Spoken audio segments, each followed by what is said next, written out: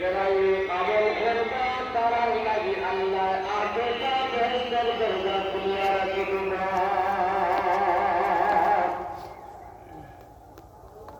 আল্লাহ রাসূলের সাহাবী উমর বিন খাত্তাব রাদিয়াল্লাহু তাআলা আনহু কইরা আল্লাহ রাসূলের ফরমাইছেন যারা এই আমল করবা তারা নাকি আল্লাহ বেহেশতের আটটা দরজা সাগর সাগর সিধা সাগর আল্লাহ বান্দা আল্লাহ দেখিলাম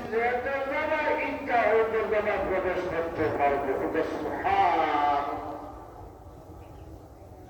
তার নাম সুরমা সাগর।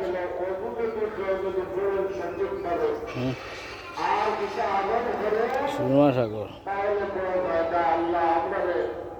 সঠিকভাবে অজুটা করবার তৌফিক দর্শন হবে। আল্লাহুম্মা আমিন। দেওবন্দের বড় আলেম রকুনুদ্দিন সাহেব এখানে কই গেছেন, যেটার নাম রাখছেন